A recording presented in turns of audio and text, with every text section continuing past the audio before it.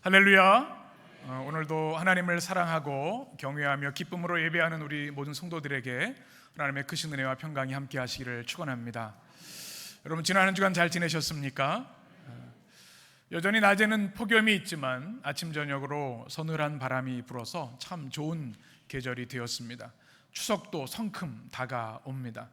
이 아름다운 가을에 하나님께서 우리 해림의 성도들, 가정, 자녀들 모든 우리 식구들을 주님께서 보호하시고 축복해 주셔서 풍성하고 또 행복한 그런 가을이 되셨으면 좋겠습니다. 무엇보다 이 가을은 영적 성장의 계절입니다. 여러분, 그런 소망과 사모함이 있으셨으면 좋겠습니다. 우리 부모들이 가장 행복할 때가 언제인가 하면 우리 자녀들이 건강하게 쑥쑥 자랄 때입니다.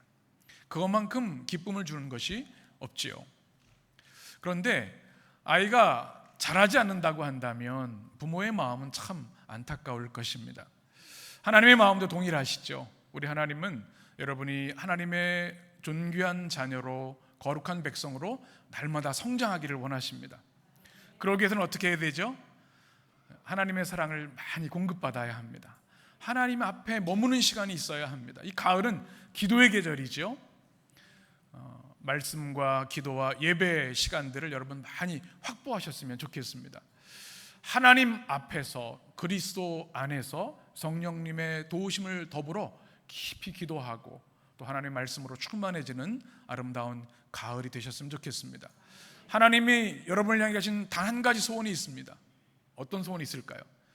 너 정말 위대한 일을 해라. 큰 업적을 세우고 큰 영광을 올려라. 물론 그런 마음도 있으니 가장 첫 번째 마음은 하나님은 여러분을 사랑하시기 때문에 여러분과 친밀히 동행하기를 원하십니다. 함께 하기를 원합니다. 사랑하는 사람에게 우리가 뭘 기대하죠? 돈 많이 벌어와, 큰 집 사, 이것이 아니에요. 그냥 함께 있기만 해도 그것은 사랑의 축복이 되는 것이죠. 사랑하면 같이 있고 싶어 합니다. 하나님은 우리에게 가지고 있는 소원이 우리와 같이 있고 싶어 하시는 거예요. 그런데 우리가 살아가다 보면 하나님 외에 다른 것들에 더 마음은 많이 팔릴 때가 많아요. 하나님 앞에 기도하는 시간, 말씀을 묵상하는 시간, 주일에 예배하는 시간조차 드리지 못할 때가 많다는 거죠. 하나님의 마음, 우리는 이 가을에 헤아리고 여러분, 하나님의 앞에 머무르는 시간을 더 많이 확보하시고 이 가을에 영적으로 성장하게 되기를 원합니다. 사랑하면 어떻게 되죠? 닮아갑니다. 우리가 지금 나누고 있는 성령의 9가지 열매는 사랑의 열매입니다. 첫 번째 열매가 사랑인데요, 사랑을 통해서 우리는 그 다음 열매들을 맺어갈 수 있는 겁니다. 이 가을에 우리 해림교회가 하나님의 사랑에 더 깊이 들어가서 하나님의 성품을 하나하나 닮아가는 교회가 되면 좋겠습니다. 우리 교회의 표가 참 수준이 있죠. 뭐예요? 이거 다 잊어버리셨네. 주님을 사랑하고 주님을 닮아가는 교회. 10,000명 성도, 3,000교회 이런 우리 광고하지 않아요. 주님을 사랑하고 어떻게 해요? 네, 여러분 꼭 기억하시고 교회를 기도할 때마다 기도해 주시면 좋겠어요. 이것이 성령의 열매에 대한 말씀입니다. 가장 중요한 기독교의 복음, 성경의 복음입니다. 우리의 삶이 열매가 있어야 됩니다.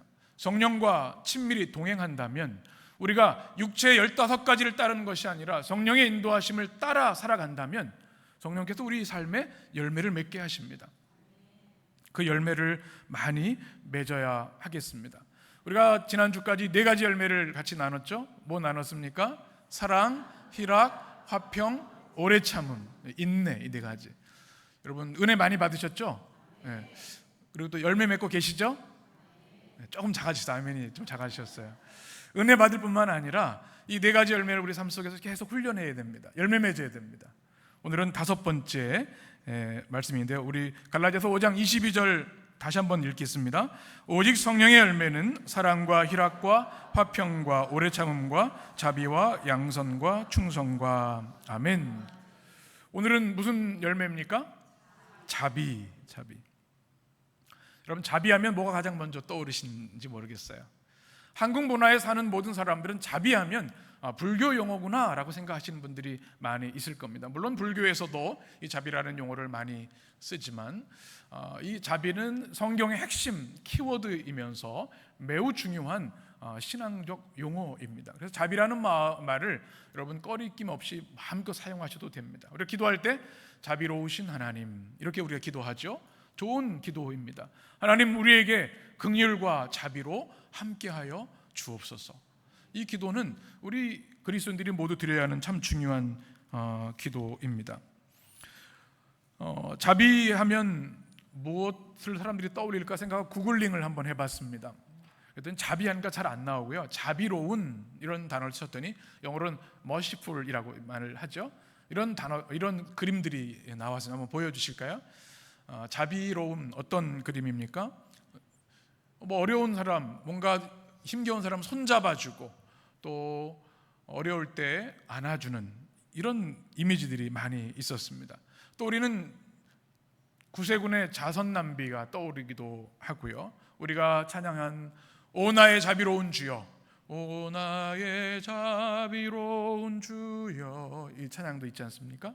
그리고 오늘 우리 함께 찬양했던 주의 자비가 내려와, 여러분 어린아이처럼 너무 힘차게 찬양하셔서 참 은혜로운 찬양이었습니다.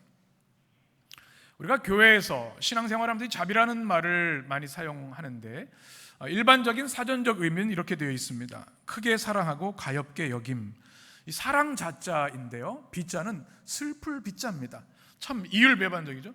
사랑하면 기쁠 것 같은데 슬프다는 그런 번역을 했습니다. 그래서 영어로는 뭐 mercy, benevolence, compassion, pity, 뭐 이런 charity 이런 단어들로 많이 씁니다. 그런데 성경에서 말하는 이 자비는요, 이거보다 더 깊고 본질적인 의미를 가지고 있습니다. 헬라 오늘 갈라디아서 5장 20절에 나오는 단어는 바로 크레스토테스라는 단어입니다. 크레스토테스.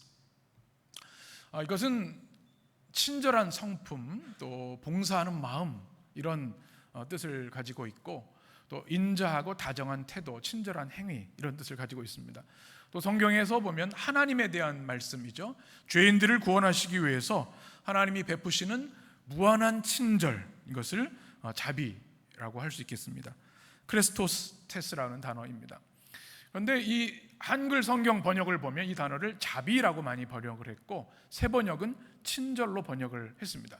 재미있는 것은 영어 성경은 거의 대부분의 성경은 kindness로 번역을 합니다. 그러니까 이 자비라는 단어를 우리 일상에서 좀 더 체감할 수 있는 단어로 kindness, 친절, 또 gentleness 이렇게 번역을 하죠. 이 성경에 나와 있는 크레토테스라고 하는 단어는 명사로는 10번, 형용사 7번 이렇게 사용이 되어 있습니다. 신약 성경에 많이 사용되어 있는데, 이 단어는 특별히 관계적인 차원에서 그 사람과의 관계에서 어떻게 자비를 베풀 것인가라는 의미를 가지고 있는데요. 신약학자인 최승락 교수님이 이렇게 정의를 했습니다. 다른 사람에게 무엇을 보여요? 친절을 보이는 것, 그리고 어떻게 해요? 엄하지 않고, 이게 중요해요. 엄하지 않고 부드러운 자세를 취하는 것이 자비다. 성경에서 말하는 자비다. 특별히 이것은 어원을 보면 지위가 높은 왕이나 군주가 신하들한테 친절을 베푸는 게 자비라고 얘기를 합니다. 그리고 타인들에게 친절과 또 부드러움으로 대하는 것, 이것이 바로 성경의 자비의 뜻을 가지고 있습니다. 두 가지 측면입니다. 전능하신 하나님, 창조주 하나님께서 우리 인간들에게 베풀어 주시는 무한한 사랑과 친절, 이것이 바로 성경에서 말하는 자비입니다. 여러분, 지난주 우리가 인내에 대해서 말씀을 나눴죠. 인내는 사랑의 단단한 열매라고 보시면 되겠습니다. 자비는 사랑의 부드러운 열매라고 이해하셔도 되겠습니다. 이 구약 성경에 보면 고대 근동의 신들은 굉장히 준엄하고 무섭고 폭력적인 신들이 많았습니다. 뭐 사람의 고통과 아픔에 대해서 공감하지 않습니다. 그런데 성경의 하나님 여호와 하나님은요, 백성들의 아픔을 하나님의 아픔으로 느끼시는 분입니다. 이것이 바로 하나님의 친절하심, 자비하심이라고 볼 수 있겠죠. 우리를 무슨 형상으로 지으셨어요? 이거는 혁명적인 변화입니다. 고대 근동의 고대 사회에서는 신의 형상은 누구밖에 없어요? 0.01% 왕만 신의 형상이라고 얘기를 했습니다. 그런데 성경의 하나님은 모든 하나님이 창조하신 모든 노예 또는 뭐 범죄자까지도 하나님의 형상을 위한 존귀한 존재다 말씀하셨습니다. 또 우리를 지을 때 우리에게 뭘 주셨어요? 생명을 루아흐 하나님의 영을 우리에게 주셨어요. 그러니 우리가 얼마나 거룩하고 존귀한 존재입니까? 이것이 뭡니까? 하나님의 자비하심입니다.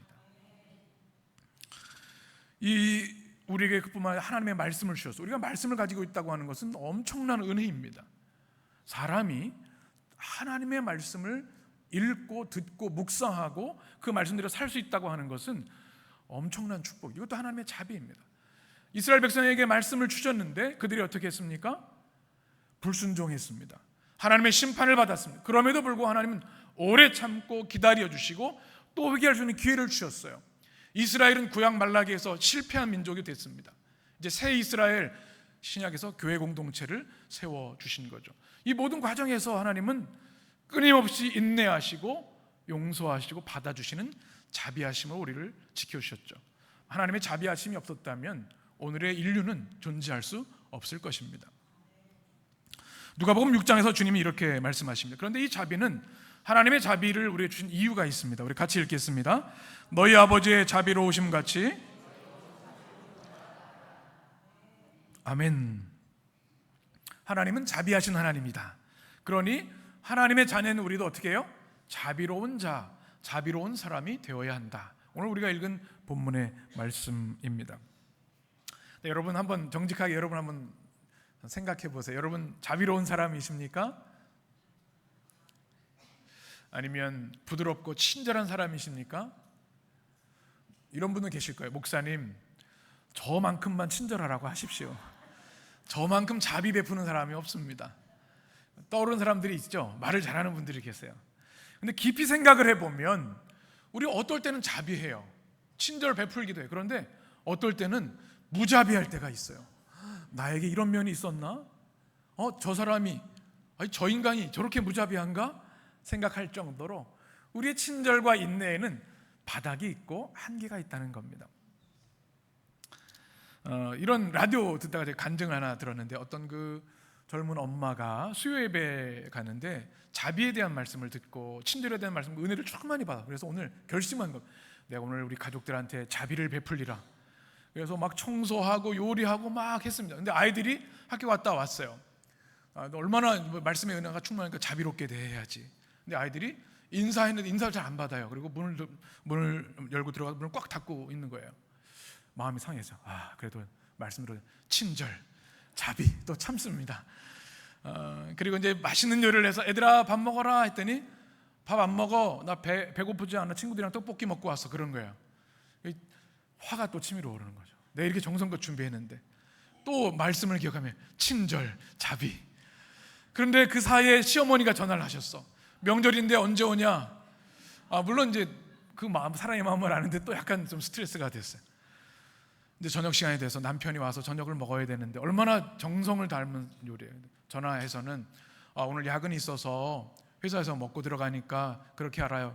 이제 화가 폭발해서 미리 얘기를 해야지, 미리 다 준비해놨는데. 여러분 친절하기가 쉬워요, 어려워요? 네. 하루에도 수십 번 감정이 바뀌어요. 결심을 합니다. 은혜 받으면 내가 사랑하는 남편한테, 우리 아내한테, 아이한테 이렇게 자비를 베풀어야지, 친절해야지.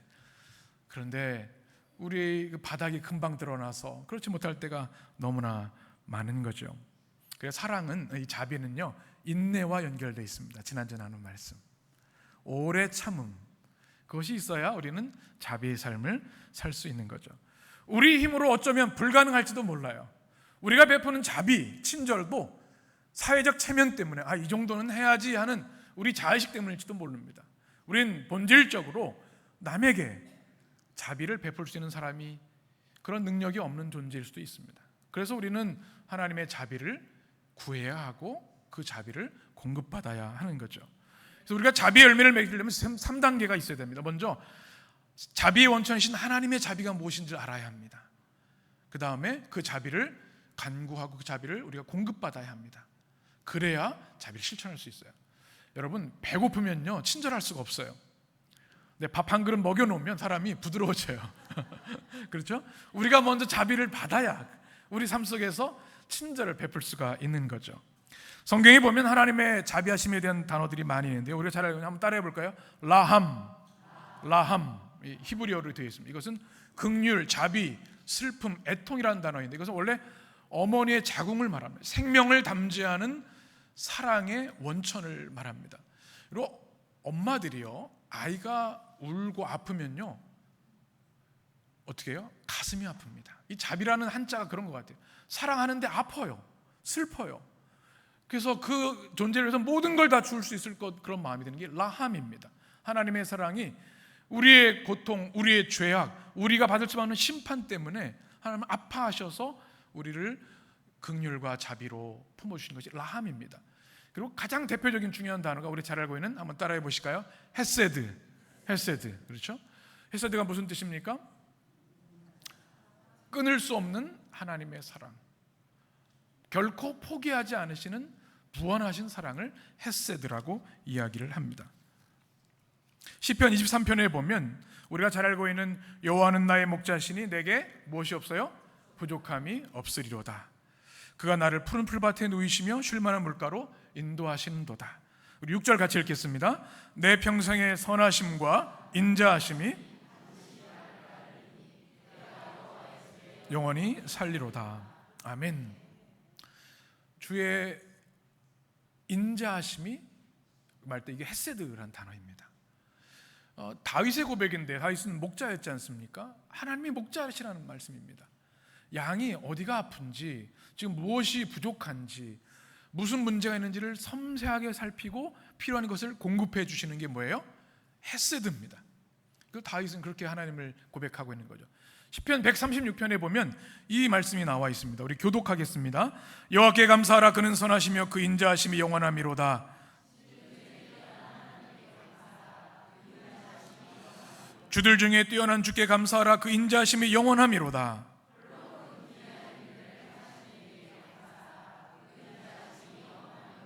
아멘. 여기서 헤세드가 뭐예요? 인자하심, 헤세드로 번역을 한 겁니다. 우리 주님의 인자하심은 우리처럼 어떤 상황이나 시간의 제한이 아니라 영원하시다고 하는 찬양입니다. 이사야에서도 이렇게 말씀을 합니다.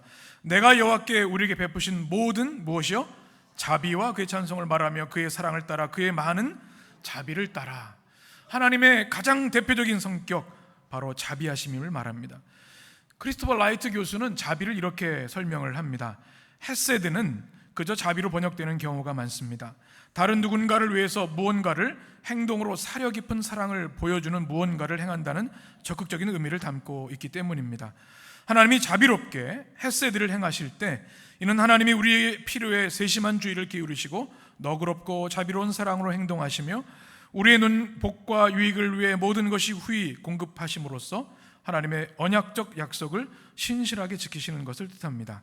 이것은 아름다운 단어입니다. 아멘. 우리가 이 하나님의 헤세드 안에 살고 있는 줄 믿습니다. 그래서 우리는 주의 자비가 내려와 찬양을 하고요, 주의 자비로 인해 우리는 춤출 수 있다고 고백할 수 있는 이유가 여기 있습니다. 신약성에 보면 엘레에몬이라는 단어가 있습니다. 바로 자비라고 번역할 수, 긍휼하고도 포함할 수 있는 라함과 헤세드에 맞는 헬라어입니다. 이것은 여러분 그 향유를 부은 여인을 기억하시죠? 자신의 옥합을 깨뜨려서 가장 귀한 걸 들여서 기름 붓는 것, 주님의 십자가의 죽으심을 예비한 여인의 이야기에 나와는 단어입니다. 그러니까 이 엘레에몬, 이 긍휼 자비라는 건 뭐냐면 나에게 가장 중요한 전부를 어떤 상대에게 아무 대가 없이 깨서 드리는 것을 말합니다. 예수님의 사랑이죠. 어디서 나타납니까? 십자가에서 나타나는 겁니다. 또 중요한 단어는 스플랑크 니조마이라고 하는 단어가 있습니다. 이 단어는 심장 또는 내장이라는 뜻을 가지고 있습니다. 사자와 어린 양이라고 하는 책을 쓴 브래넌 매닝이라고 하는 사람이 이렇게 설명을 합니다. 상심해서 주님의 발 아래 엎드려 우는 막달라 마리아, 생명의 위협을 느끼는 가늠한 여인, 인간관계의 실패를 뼈저리게 겪어온 사마리아 여인, 갈보리로 향하는 길을 따라가며 울던 여인들, 성경의 여러 대목에 긍휼과 연민을 느끼시는 예수님의 모습이 그려져 있습니다. 이것이 바로 주님의 스플랑크 니조마이, 자비라는 것이죠. 그 당시에 여성은 그리 높이 평가받지 못하는 시대였습니다. 그 중에서도 다 여기나 등장하는, 성경에 등장하는 사람들은 손가락질 당하고 비난당하고 죄인으로 낙인 찍힌 사람들이었는데 주님은 그들을 향해서 어떻게 해요? 내장이 끊어지는 것 같은 사랑으로 그들을 품어 안아주신 거죠. 그래서 이 끊어지는 것 같은 고통을 가지고 사랑하는 것이 스프랑크 니조마이라는 것을 여러분 기억하시면 좋겠습니다. 애끓는 사랑이 뭐예요? 자비입니다. 또 성경에서 우리가 알고 있는 크레스토테스, 오늘 우리가 읽었던 이 단어, 이것은 관계적인 측면에서 우리에게 주시는 주님의 자비라고 말씀을 드렸습니다. 여러분, 예수님의 모든 사역을 한번 생각을 해보시죠. 한마디로 요약할 수 있는 건 자비의 사역, 영어로는 mercy ministry 이렇게 얘기들을 합니다. 병자들을 아무도 거들떠보지 않았습니다. 격리시켰고 사회적인 단절을 했습니다. 그런데 주님은 이 스프랑크 니조마의 가슴이 아픈 겁니다. 그들을 만져주시고 그들에게 치유의 은혜를 주셔서 해방시켜 주셨죠. 귀신 들린 사람도 마찬가지입니다. 그런 고통에서 자유케 해주셨습니다. 주님의 자비로 인해 그 사역들이 펼쳐진 거죠. 예수님이 십자가에 죽으신 이유도 그것입니다. 우리의 죄로 인해서 영원한 저주와 심판, 우리는 자멸할 수밖에 없는 필멸하는 존재인데 그 지옥의 고통을 주님은 안타까워하시고 예수 그리스도의 십자가 단 한 번의 완전한 희생제물이 되셔서 죄사함과 구원과 영생의 은혜를 주신 것이 바로 스프랑크 니조마의 애끓는 사랑, 주님의 자비로 인해서 십자가 사랑이 완성된 것을 우리는 기억해야 할 줄 믿습니다. 이렇게 우리는 하나님의 사랑과 자비를 받은 사람인데요, 자비를 받은 사람들은 어떻게 살아야 됩니까? 자비를 베푸는 삶을 살아야 하는 것이죠. 우리에게 자비를 요구하신다는 사실입니다. 한 율법사가 우리 복음서 누가복음 10장에 보면 이런 질문을 합니다. 예수님께 찾아와서 어떻게 영생을 얻습니까?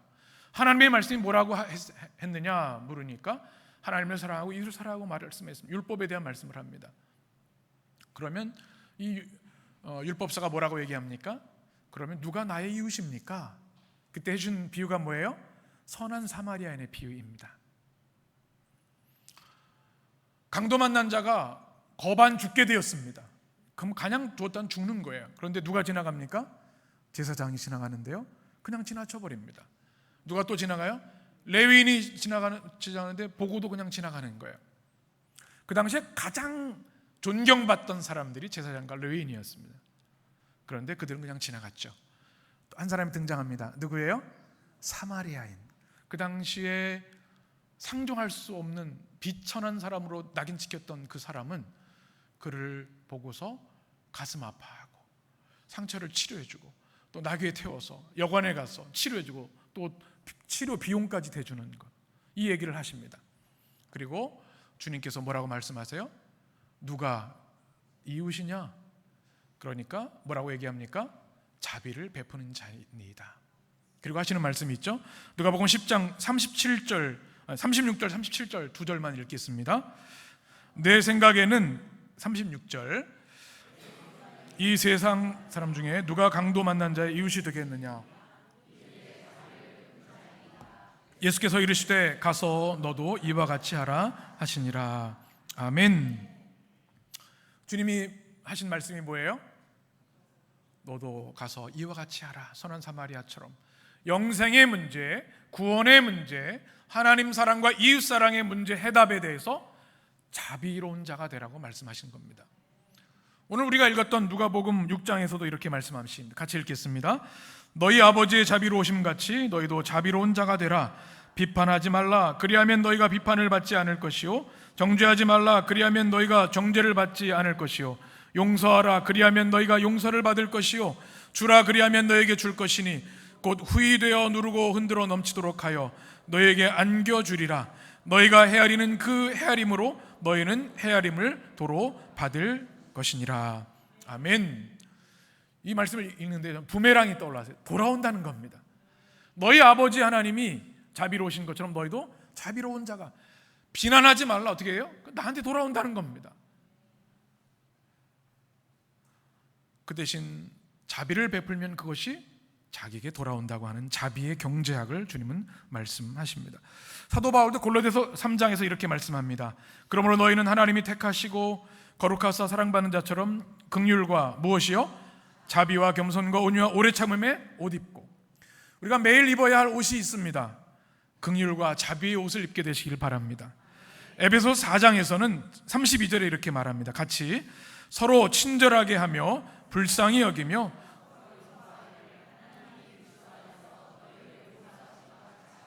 아멘. 여기서 친절하며 라는 단어가 뭐예요? 크레스토스, 이게 바로 자비라는 뜻입니다. 친절하고 불쌍히 여기며. 여러분 옆에 있는 사람 한번 보시겠어요? 눈을 좀 보시면 어떻게 너무 멋지시죠? 우리 교회는 다 아무나 우리 해림교회 성도가 될 수 없습니다. 인물에서 합격을 하셔야 다 아름답고 존귀한 분들이세요. 그런데 그 눈빛을 조금 더 바라보면 내가 모르는 뭔가 아픔이 있겠지, 슬픔이 있겠지, 그냥 내 기준으로 보이는 것으로 판단하고 비판할 수 있는데요, 주님의 눈으로 한 번 더 깊이 그 영혼을 들여다보면 자비의 슬플 빗자, 나랑 똑같은 분이시니까 나와 같은 아픔이 있겠지, 고통이 있겠지. 그래서 우리는 자비를 베풀 수 있게 되는 것이죠. 친절한 눈빛이 한 영혼을 구하는 것을 여러분 아십니까? 친절한 말 한마디가 한 사람의 운명을 바꿀 수 있습니다. 그러면 그 가정이 달라지고요, 그 사람과 연결된 모든 사람이 달라지는 거예요. 그래서 교회는 어떤 교회가 되느냐? 친절한 교회가 되어야 합니다. 아멘이시죠? 제가 우리 새가족들이 오시면 항상 같이 목양실에서 대화를 나누고 기도해 드리는데요, 우리 교회에 대한 첫 번째 인상에 대해서 꼭 여쭤봅니다. 그러면 공통적으로 하시는 말씀이 있어요. 해림성도들이 너무 친절하시고 따뜻한 그런 교회인 것 같습니다. 그리고 압도적인 교회입니다. 이런 말씀들을 해주셔서 얼마나 감사한지 몰라요. 우리 교회가 복음의 삶을 산다고 하는 것, 바로 이 친절함을 실천하는 삶을 사는 것과 동일한 뜻인 줄 믿습니다. 초대교회 성도들에게 별명이 있었습니다. 그리스도를 크리스토스라고 성경이 예를 하는데요, 오늘 친절이 뭐예요? 크레스토스. 굉장히 발음이 비슷한 거예요. 사람들이 잘 기억이 안 나면 그리스도, 하나님의 아들이신 그리스도를 따르는 사람들, 그리스도인인데 저기 어디 베드로 집에서 모이는 그 사람들, 친절한 사람들, 이렇게 얘기했다는 거예요. 그러니까 별명이 뭐예요? 그리스도인들은 친절한 사람들이야, 자비를 베푸는 사람들이야, 너그러운 사람들이야, 이렇게 이야기를 했다는 글을 읽어보았습니다. 우리의 삶이 그렇게 되기를 축원합니다. 그런데 안타까운 것은 우리가 살아가는 이 삶의 토양입니다. 우리가 교회 문밖만 나가면 정말 아주 찬바람이 부는 것 같아요. 무한 경쟁의 시대. 저 옆에 있는 사람은 무슨 자비를 베풀어 친절, 나 먹고 살기도 힘든데. 옆에 있는 사람이 다 잠재적 적이 되는 겁니다. 특별히 이 사회가 적대적인 사회, 징후와 혐오를 부추기는 사회가 돼서 얼마나 안타까운지 모릅니다. 남녀를 갈라치게 합니다. 특히 젊은 세대에서도 막 그런 게 있잖아요. 또 기성세대와 어른들 서로 얼마나 또 그 앙금이 많아요. 또 종교, 이념, 국가 간의 혐오와 징후와 폭력이 가득한 이 시대를 봅니다. 나 성공해야 되니까 옆에 있는 사람이 보이지가 않아요. 강도 만난 자가 있는데 내가 지금 급한데 그냥 가는 겁니다. 그리고 경쟁, 이 사람 살려줬다가 나 밟고 일어서면 어떡하지? 이런 마음들이 드는 게 우리 시대의 사회입니다. 또 무한한 소유를 추구하는 시대가 됐습니다. 그냥 먹고 살 정도면 되는데 더 많은 거, 더 편한 거, 더 화려한 것을 추구하는 시대. 그러니 남에게 나눌 여력이 없는 겁니다. 공동체보다는 내 개인의 이익이, 개인의 쾌락이 먼저이기 때문에 자비를 베풀기가 어려운 시대 우리가 살고 있습니다. 괜히 자비를 베풀었다가, 친절 베풀었다가 나만 손해보고 나만 뒤처지는 것 같은 마음이 드는 것이 이 시대의 현 주소입니다. 어떻게 해야 될까요? 그럼에도 불구하고 성경은 우리에게 아버지의 자비하심 같이 너희도 자비한 자가 되라고 말씀하시는데, 첫 번째 우리가 해야 될 것은요, 자비를 하나님께 매일 간구하는 겁니다. 어떻게 해요? 자비를 간구하는 것. 하나님, 저는 자비를 친절을 베풀 사람이 못 됩니다. 하나님, 저에게 자비를 날마다 부어 주시옵소서. 그래서 우리 cry for mercy라고 하는 자비를 위한 기도, 이 땅에 고통받고 소외되고 버림받은 사람들, 전쟁과 또 폭력에 시달린 이들을 위해서 우리는 cry for mercy, 자비를 위해 울부짖고 기도할 수 있는 사람이 되어야 할 줄 믿습니다. 두 번째는 하나님의 자비를 날마다 어떻게 해야 돼요? 기억하고 감사해야 합니다. 오늘 찬양 우리가 부르면서 고백을 했는데요, 주님의 자비가 없다면 우리가 지금 숨 쉴 수 있을까요? 우리가 이 영광스러운 주님의 복음으로 구원받은 존귀한 자가 될 수 있었을까요? 우리는 이루 말할 수 없는, 셀 수 없는 자비를 이미 받은 사람들입니다. 그리고 받은 사람은 합당한 감사를 드려야 되죠. 우리가 자비를 인하여서 기억하고, 하나님 이렇게 큰 은혜를 주셨고 자비를 주셨구나, 그리고 그 은혜로 인해 감사할 때 우리가 비로소 자비를 실천할 수 있는 줄 믿습니다. 또 자비의 영성을 바로 정립을 해야 합니다.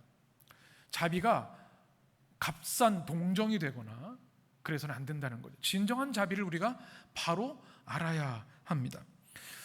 성경적 자비는요, 예수님의 모습에서 볼 수 있습니다. 예수님은 영혼을 향한 불일듯 일어나는 불쌍함, 긍휼함, 사랑이 흘러 넘치셨던 분입니다.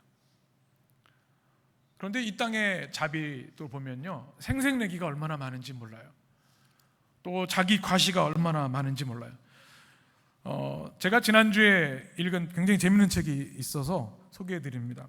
톨스토이의 성령의 9가지 열매, 성령의 열매에 대한 책은 거의 다 지금 읽고 있는데, 톨스토이의 작품과 비견해서 쓴 책입니다. 이 책에 보면 이 톨스토이는 여러분 잘 아시는 것처럼 50세에 회심을 한 신실한 그리스도인이고요. 그의 작품 사람은 무엇으로 사는가라는 단편으로부터 시작해서 많은 대작들을 남긴 대문호이죠. 그와 이제 화가들과 교류들이 많았습니다. 기독교 복음. 그래서 이 톨스토이는 심지어 복음서까지 본인이 이렇게 또 쓰기도 하고요. 참회로까지 있습니다. 그가 화가와 교류했던 이 중에 블라드미르 마콥스키라는 화가가 있는데, 그가 그린 그림이 있습니다. 한번 사진을 보여주시면 못 들여보내라는 그림이 있습니다. 여러분, 이 어떤 장면 같으세요? 엄마하고 아이가 필사적으로 못 나가게 이렇게 하는 겁니다. 근데 이 남편이 어떻게 하고 있어요? 비켜. 이런 내용이죠. 근데 절대 못 나가, 이러는 장면이에요. 이 톨스토이 당시에는 이 러시아가 굉장히 고통스럽고 힘든 고통의 시간이었는데요, 마지막 남은 재산이 남편 손에 들려 있어요. 뭘까요?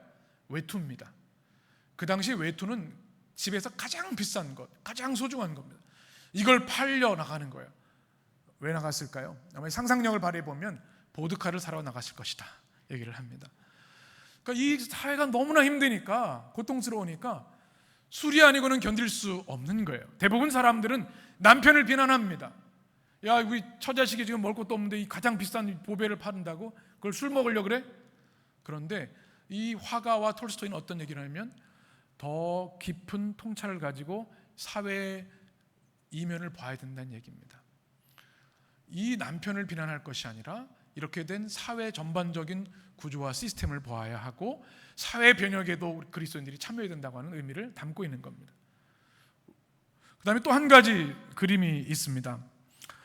가난한 사람들을 방문하다라고 하는 1874년의 작품입니다. 여러분, 뭐가 딱 느껴지시죠?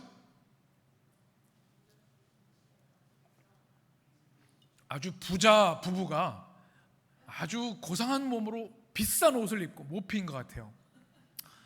이렇게 딱 입고 가난한 사람을 방문을 했습니다. 남편은 저 뒤에 커튼 뒤에서 뭐라 그래요? 참 왜 와가지고 우리 불편하게 해, 우리 누추하게, 그런 마음이고, 또 그 아내는 뭐 급신 걸 어떻게 해야 될지 모르는 거. 딸 표정이 중요하면 뭐예요? 자존심 상해, 이런 거. 자비를 베푸는 자의 아주 깊은 내면을 통찰한 그런 그림이죠. 어떻게 해야 돼요? 우리가 그리스도인으로서 자비를 베풀 때는 어떻게 해야 됩니까? 자기 과시하거나 생색나거나 업적을 자화자찬은 안 되는 겁니다. 성경적 자비는 그것이 아닙니다. 그래서 이 책에서 이렇게 얘기를 합니다. 제가 문장을 읽어드리죠.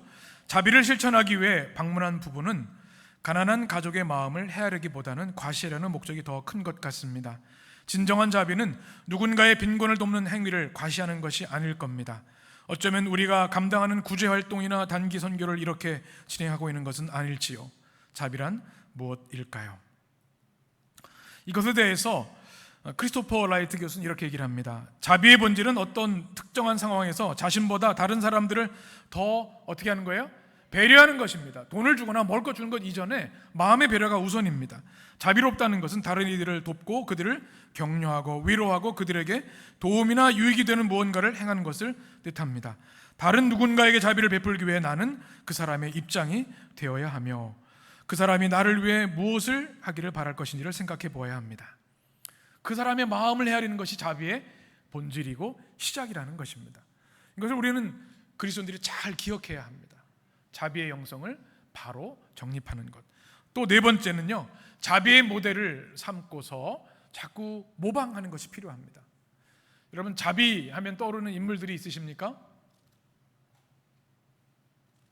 누가 있으세요? 우리 교회도 있으시고 또 우리 주변에도 있을 겁니다. 그래서 성경에 보면 룻기 1장에 보면 이렇게 말씀합니다. 룻이 나오미를 향해 하는 말이죠. 우리 16절을 같이 읽겠습니다. 룻이 이르되 내게 어머니를 떠나며 어머니를 따르지 말고 돌아가라 강권하지 마옵소서. 어머니께서 가시는 곳에 나도 가고 어머니께서 머무시는 곳에 나도 머물겠나이다. 어머니의 백성이 나의 백성이 되고 어머니의 하나님이 나의 하나님이 되시리니 어머니께서 죽으시는 곳에서 나도 죽어 거기 묻힐 것이라. 아멘. 누구의 고백이에요? 룻, 며느리 룻의 고백입니다. 나오미와 엘리멜렉이 예루살렘에 기근이 들어서 모압 땅으로 가는데 기가 막힌 일이 벌어졌죠. 나오미의 남편 엘리멜렉이 죽었고요, 두 아들 기럧과 말론도 죽었습니다. 이 나오미는 며느리인 거죠. 그러니까 이 나오미는 아무 희망이 없는 거예요. 이제 다시 고향으로 돌아가려고 합니다. 비천한 시어머니를 그냥 떠나버릴 수 없어서 어머니 제가 같이 가겠습니다. 어머니 가는 곳에 저도 가고요, 어머니 죽으시는 곳에 저도 갑니다. 말리지 마십시오. 이것이 뭡니까? 헤세드, 자비입니다. 그랬더니 예루살렘에 돌아와서 이 나오미와 룻을 사랑으로 품어주고 자비를 베푼 사람이 누굽니까? 보아스입니다. 그의 밭에서 이삭을 주울 수 있게 해주고 나중에 이 룻의 청혼을 보아스가 기업물을 짜러 받아줍니다. 그 다음에 이제 나온 사람이 그 후손에서 다윗이 나왔고 다윗의 자손에서 예수 그리스도 나오신 겁니다. 이 성경의 구원의 역사는 바로 이 룻의 헤세드, 자비에서 시작된 겁니다. 이 모델을 우리가 기억해야 할 줄 믿습니다. 신약 성경에는 우리가 잘 알고 있는 한 사람이 또 등장합니다. 도르가라는 사람입니다. 아마 성경에서 가장 아름다운 장례식일 것입니다. 38절 사도행전 9장의 말씀인데요, 같이 읽겠습니다. 룻다가 제자들이 베드로가 거기 있음을 듣고 그 두 사람을 보내어 지체 말고 와 달라 간청하여 베드로가 일어나 그들과 함께 가매 이름에 그들이 데리고 다락방에 올라가니 모든 과부가 베드로 곁에 서서 울며 도르가가 그들과 함께 있을 때에 지은 속옷과 겉옷을 다 내보이거늘. 아멘. 믿음이 신실한 도르가라는 여인이 있었습니다. 믿음의 어머니 같은 사람이었을 겁니다. 그가 죽은 겁니다, 병으로. 그러니까 그 주변의 여인들이 베드로를 모셔와서 우리가 사랑하는 이 도르가가 죽었는데 어떻게 하면 좋겠습니까? 그러면서 뭘 보여줬어요? 도르가가 직접 바느질해서 만들어준 겉옷과 속옷을 보면 눈물을 흘리는 겁니다. 도르가가 평생 그리스도를 따르며 힘들고 어렵고 소외된 여인들을 위해서 옷을 지어준 그 자비, 친절을 잊을 수 없었던 것입니다. 우리 예림의 성도들이 이것을 담을 수 있게 되기를 원합니다. 또 우리는 매일 자비와 친절을 어떻게 해야 돼요? 연습해야 합니다. 연습해야 돼요. 연습 없이 되는 것은 없습니다. 훈련해야 됩니다. 한번 따라해 보실까요? 습관이 영성이다. 네. 아멘이세요? 습관 처음 들이는 건 어려워요. 여러분, 기도하는 게 쉬워요, 어려워요? 네, 쉽습니다. 습관이 들면. 습관이 안 되면 어려운 거예요. 습관이 되면요, 나도 모르게 무릎 꿇고 기도하고 있어요. 시간이 되면 기도의 자리로 가고요, 예배 자리로 나아갑니다.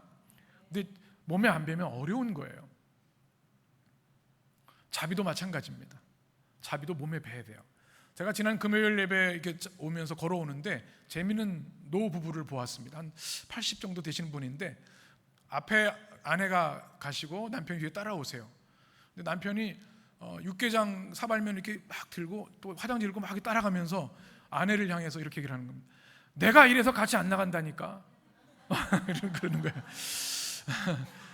내가 이래서 같이 나가는 거 싫어해. 그러니까 좀 아마 충분히 이해도 돼요. 그 어르신이 이게 좀 그래도 체면이 있지 남자가 이런 걸 주고 그런 마음이 있어 이해가 돼요. 근데 젊은 세대는 좀 다르긴 한데요. 이게 습관이 안 되면 어려워요. 네, 그래도 잘하시는 것 같아요. 앞으로 다음 주 금요일에는 또 어떻게 하실까?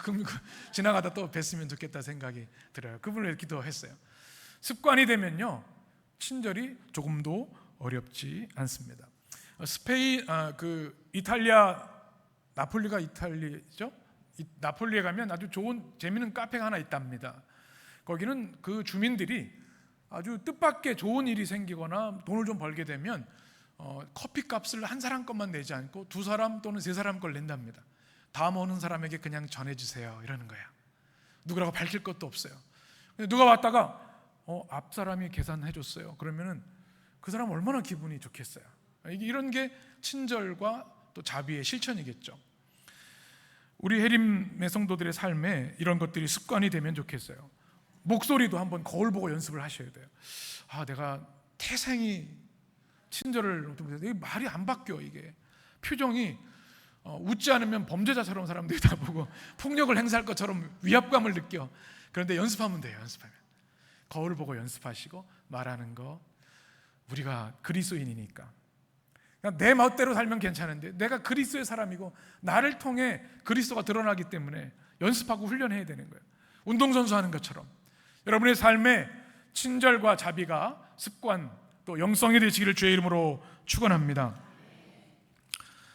성령 충만한 사람은 그 중심에서 친절과 사랑과 자비가 흘러나오는 줄 믿습니다. 우리 해림의 성도들이 그렇게 되기를 소원합니다. 너그러운 사람을 찾기가 참 어려운 시대입니다. 비정하고 잔인하고 폭력적인 시대를 우리는 살아가고 뉴스 보기가 겁날 정도입니다. 그럼에도 불구하고 주님이 우리를 교회로 부르시고 그리스도의 삶으로 구원해 주신 이유는 우리가 희망의 증거가 되라는 주님의 명령인 줄 믿습니다. 교회가 희망이고 여러분이 희망인 줄 믿습니다. 여러분의 삶 속에서 작은 것부터, 그리고 자비의 실천에 가장 중요한 게 뭔지 아세요? 나 자신에게 친절을 베푸는 겁니다. 다른 사람에겐 친절한 나 자신에게 아주 냉혹한 사람이 있어요. 출발은 나 자신도 너그럽고 자비롭고 친절하게 대하는 거예요. 그 다음에 가장 가까운 사람, 가장 작은 것부터 주님의 자비와 친절을 베풀어가는 성도들 되시기를 주의 이름으로 축원합니다. 기도하겠습니다.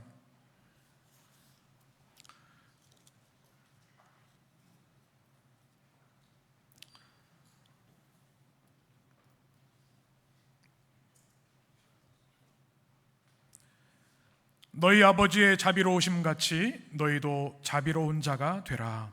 아멘. 생명의 주님, 우리의 내면을 돌아보면 우리의 힘으로는 결코 사랑과 자비와 친절을 베풀 수 없는 연약한 존재임을 고백하지 않을 수 없습니다. 주님, 주님의 자비, 나함, 헤세드, 엘레몬, 주님의 그 크신 크레스토스 우리에게 부어주시는 줄 믿습니다. 그 은혜로 우리가 사는 줄 믿습니다. 주의 자비를 날마다 간구하게 하시고 주님 부어주시는 자비로 충만히 받아 누리게 하여 주옵소서. 그래서 그 자비를 나누고 베풀고 친절한 삶을 살아서 우리를 통해 그리스도가 증거되고 그리스도의 나라가 우리를 통해 확장되는 역사 있게 하여 주옵소서. 우리 주님 예수 그리스도의 이름으로 기도합니다. 아멘.